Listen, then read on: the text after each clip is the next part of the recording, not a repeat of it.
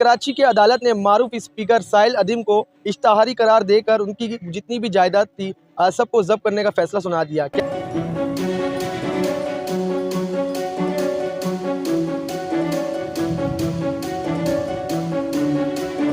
देखें, साहिल अदीम के ख़िलाफ़ मैंने अपनी मुद्दत के अंदर इनके ख़िलाफ़ हमने एफ़आईआर दर्ज करवाई थी। मैंने ये 13 जून 2024 को एक उनकी वीडियो थी, जो वीडियो वायरल हुई थी, जिसके अंदर वो सिंधी कौम के बारे में नाज़ेब अल्फाज इस्तेमाल कर रहे थे और सिंधी कौम को जो है वो बुरा भला कह रहे थे। गज़वा हिंद करके या फिर गज़वा सिंधी कर लें। ये जागीरदारा निज़ाम जो सिंध में चल रहा है इस वक्त, जो चौधरी साहब को अपनी बेटी देनी पड़ रही वो जो कि एक स्टेट क्राइम है, तो फिर हम तो कानूनी पॉइंट्स जानते थे, तो हमने इनके खिलाफ एफआईआर दर्ज करवा दी। गपशप टीवी की वीडियोस देखने के लिए हमारा चैनल सब्सक्राइब कीजिए और बेल के आइकन पर क्लिक कीजिए ताकि आप हमारी तमाम आने वाली वीडियो से बाखबर रह सकें। अस्सलाम वालेकुम जी, आप देख रहे हैं गपशप टीवी और मैं हूं अयान अख्तर। नाज़रीन, कराची की अदालत ने मारूफ स्पीकर साहिल अदीम को इश्तहारी करार देकर उनकी जितनी भी जायदाद थी सबको जब्त करने का फैसला सुना दिया। क्या मामला थे, किस लिए सुनाया गया? हमारे साथ अब्दुल फतेह चांडू साहब मौजूद हैं, इनसे मालूम करते हैं। सर, मुझे बताइएगा कि आखिरकार मारूफ स्पीकर थे साहिल अदीम, क्या मामला थे, क्यों उनकी जायदाद को जब्त करने का हुक्म दिया गया?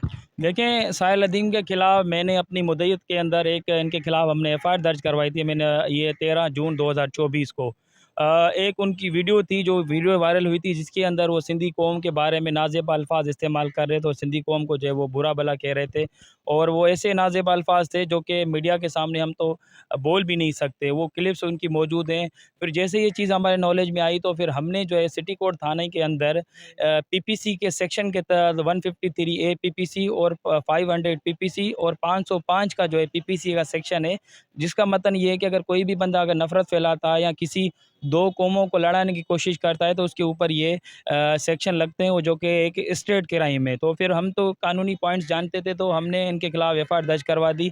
और ये काफ़ी मरतबा जब एफ़आईआर दर्ज होने के बाद ना उन्होंने इन्वेस्टिगेशन जॉइन की और नई अदालतों के सामने जो है वो पेश हुए। तो फिर अदालत ने जो है अभी 3-4 दिन पहले जो है एक सख्त जो है वो उसने अपना ऑर्डर जारी किया है, जिसके अंदर साहिल अदीम की जितनी भी प्रॉपर्टीज़ हैं, चाहे मूवेबल प्रॉपर्टीज़ हो, चाहे इमूवेबल प्रॉपर्टीज़ हो, सबको ज़ब्त करने का हुक्म दिया है। और उसके साथ-साथ कहा है कि इसका जो सीएनआईसी कार्ड है, वो भी ब्लॉक किया जाए। तो सर, ये बताइएगा, किसी की ज़ात के ऊपर या किसी की कास्ट के ऊपर या किरदार के ऊपर हम इस तरह की बात कर सकते हैं?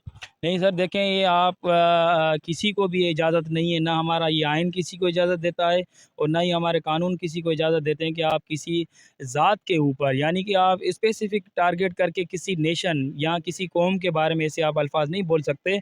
हाँ, ये आपको हक़ है कि आप इख्तिलाफ़ात कर सकते हैं, लेकिन अदब के और तमीज़ के दायरे के अंदर बैठ के आप उसका वो कर सकते हैं। और आपको अल्लाह ताला ने इतनी बड़ी इज़्ज़त दी है और आपको लोग जानते हैं, आपकी लाखों में फ़ैन फ़ॉलोइंग है, आपको लोग पसंद करते हैं, आपको लोग जानते हैं। आप जैसे बंदे अगर इस तरह की गुफ्तगू करेंगे, तो एक सोसाइटी के ऊपर क्या इम्पैक्ट पड़ेगा, या जो आपके फ़ॉलोअर्स हैं, उनके ऊपर क्या आपका वो तरबियत और होगी कि आप उनको क्या तरबियत दे रहे हैं। तो सर, साहिल अदीम और आपकी जानिब से रब्ता करने की कोशिश की गई हो? सर, मेरी तरफ से तो कोई राब्ता नहीं हुआ, लेकिन उनकी तरफ से बहुत सारे लोगों ने मेरे साथ राब्ता किया, जिन्होंने मेरे ऊपर प्रेशर भी डेवलप किया कि आप इस केस को जो है वो पीछे हो जाएँ, मूव हो जाएँ। और कहा कि आप इस केस से साइड पे हो जाएँ। तो हमने वही इनको कहा कि ये कोई मेरा ज़ाती मसला नहीं, सिंधी कौम का मसला है, और आप आएँ और उनको भी साहिल अदीम को लेकर आएँ और आके इस अपने बयान के ऊपर वज़ाहत दें और कोर्टों के, अदालतों के सामने पेश हो। अगर इनके साथ कोई नाइंसाफ़ी हो रही है, तो अदालत के दरवाज़े ओपन हैं, उनके लिए भी ओपन है, हमारे लिए भी ओपन है। तो आके अपने केसेस को जो है वो डिफेंड करें और यहाँ पर आके जो है वो प्रॉपर जवाब दें, जो भी उनके तहफ़्फ़ुज़ात हैं। सर, ये साहिल अदीम की कौन-कौन सी जायदाद को ज़ब्त करने का हुक्म दिया गया और सीएनआईसी भी ब्लॉक कर दी गई है? जी, सीएनआईसी का ब्लॉक करने का ऑर्डर कर दिया है और उसके साथ जो है वो आईओ को, जो जज साहब ने एक तफ़सीली वो रिपोर्ट माँगी है कि जितनी भी साहिल अदीम के कार्ड के ऊपर या उनके नाम पर जितनी रजिस्टर्ड प्रॉपर्टीज़ हैं, उनका सबसे पहले जो है वो तफ़सीलात कोर्ट के अंदर जमा होंगी। फिर कोर्ट देखेगी कौन-कौन सी जो चीज़ें इनके नाम पर ट्रांसफ़र्ड हैं।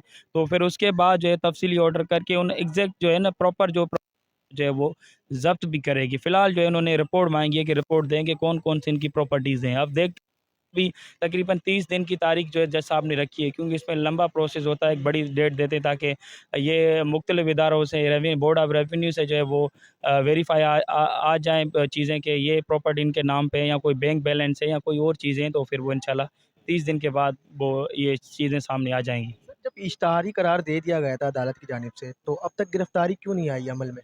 सर देखिए, असल में जुरिसडिक्शन का मसला है, क्योंकि साहिल अदीम की रिहाइश जो है वो इस्लामाबाद में है और हमने ये एफ़आईआर दर्ज करवाई है कराची के अंदर, यानी कि सिंध के अंदर ही हमने एफ़आईआर दर्ज करवाई है। तो इसके लिए कुछ लीगल चीज़ें, कुछ परमिशंस वगैरह लेनी पड़ती हैं और एक तो बात ये कि वो भी बड़े बाअसर रसूख बंदे हैं और उनका भी वो पावर है, वो भी अपना इन्फ्लुएंस क्रिएट कर रहे हैं। लेकिन अदालतें बिल्कुल ओपन है, बैठी हुई हैं, जिन्होंने बगैर किसी दबाव के, बगैर किसी प्रेशर के इतने बड़े ऑर्डर्स किए हैं, वरना इस तरह के केसेस के अंदर ये कम ही देखने में आता है कि इतने सख्त जो है वो फ़ैसले किए जाएँ।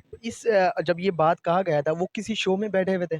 जी, बिल्कुल है। एक तो हमने तो वो वीडियो क्लिप देखी थी, लेकिन उनकी खुद की स्टेटमेंट्स हैं कि वो एक नेशनल चैनल के ऊपर बैठ के उन्होंने ये बात की थी और उन्होंने खुद कहा था कि मैं एक टीवी प्रोग्राम के अंदर बैठा हुआ था और देखें वो खुद भी एडमिट कर रहे हैं कि मेरे अल्फाज हैं और मेरी ये खुद की वीडियो है। इससे ये साबित हो रहा है कि इन्होंने ये क्राइम किया है। मारूफ स्पीकर जी, जी। दुनिया में और काफ़ी लाखों में फॉलोइंग और फैन फॉलोइंग में मौजूद है।